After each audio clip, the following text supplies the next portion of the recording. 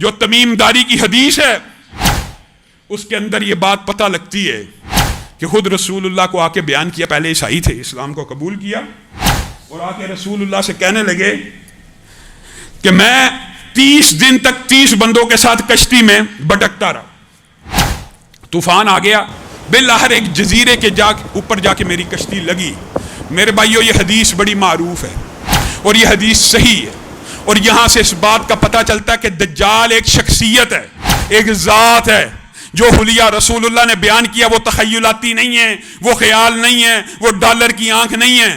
البتہ اس حدیث سے یہ بات بھی پتہ چلتی ہے کہ دجال کا لوگوں کے ساتھ انٹریکشن ہونا یہ چمبے کی بات نہیں ہے، یہ ممکنات میں سے ہے۔ دجال کا لوگوں سے گفتگو کرنا یہ ممکنات میں سے ہے، دجال کا اپنے ایجنٹوں کے ساتھ رابطے میں رہنا یہ ممکنات میں سے ہے۔ یہ تمیم داری کی حدیث بیان کرتی ہے 30 دن طوفان کا شکار رہے، کشتی بالآخر جزیرے پہ لگی، جزیرے پہ لگتے ہی سب سے پہلی بات ہم نے ایک عجیب و غریب مخلوق دیکھی جس کے جسم کے اوپر صرف بال ہی بال تھے، جیسے ریچھ کے بال ہوتے ہیں نا، لیکن ریچھ سے بھی اتنے بڑے تھے، ریچھ کا منہ تو پتہ چلتا ہے نا کہ کہاں ہے، اور دم تو پتہ لگتی ہے نا کہ کہاں ہے۔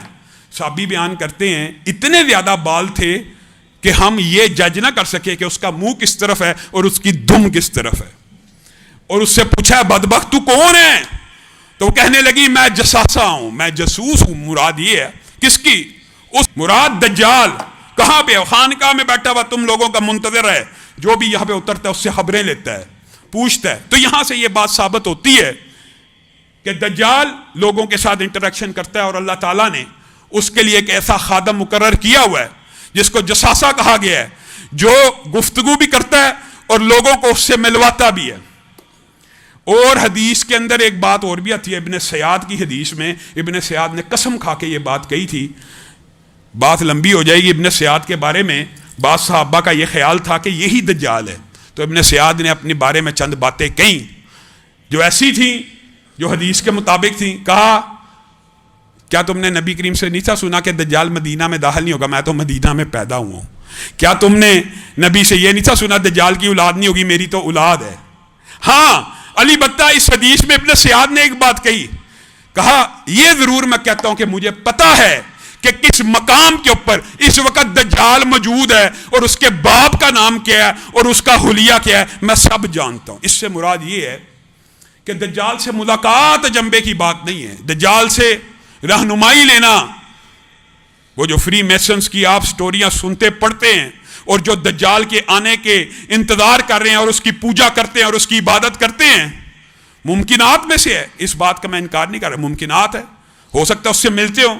ایک صحابی رسول 30 بندوں کے ساتھ اس جزیرے پہ اترا، جساسہ اس کو دجال کے پاس لے گیا، اور دجال نے جو سوال کیے وہ کیا تھے؟ 3 مشہور سوال آپ سب جانتے ہیں، مختصر دہراتا ہوں۔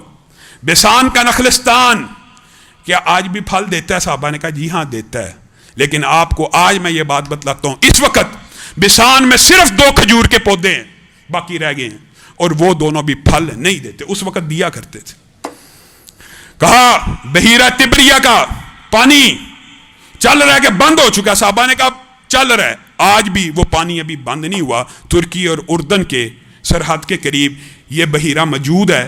البتہ اس میں پانی کی کمی واقع ہو گئی ہے، اور یہ بات بھی سائنسدان کہتے ہیں ہمیں معلوم نہیں ہے، وجہ اور سبب کا پتہ نہیں ہے کہ اس میں کمی واقع کیوں ہو رہی ہے۔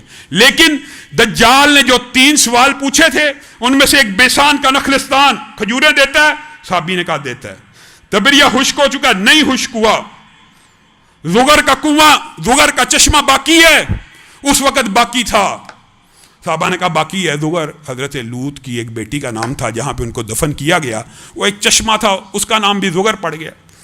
آج وہ چشمہ بھی خشک ہو چکا ہے، تبریہ کا پانی باقی ہے، لیکن چشمہ اور بیسان کے نخلستان خشک ہو چکے ہیں، پھل نہیں دیتے۔ چوتھا سوال جو آپ سب جانتے ہیں، دجال نے پوچھا کیا امیوں کا نبی آ چکا ہے؟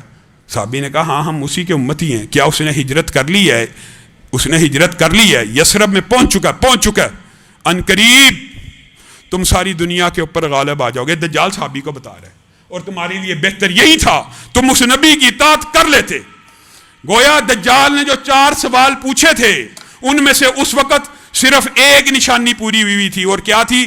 نبی امی آ چکے ہیں، جی آ چکے ہیں، ہجرت ہو چکی ہے، ہو چکی ہے۔ میں اسی ہجرت کا انتظار کر رہا تھا، کیونکہ میرا ظہور اور خروج اس ہجرت کے بعد ہوگا، لیکن میرے خروج کی باقی 3 نشانیاں بھی ہیں۔ زغر کا چشمہ خشک ہو جائے گا، بحیرہ تبریہ خشک ہو جائے گا، اور بیسان کے نخلستان کا ایک پودا بھی کھجور کا پھل نہیں دے گا۔ آج ان 4 میں سے 3 نشانیاں پوری ہو چکی ہیں، ایک نشانی باقی رہ گئی ہے۔ Subscribe now and press the bell icon. Never miss an update.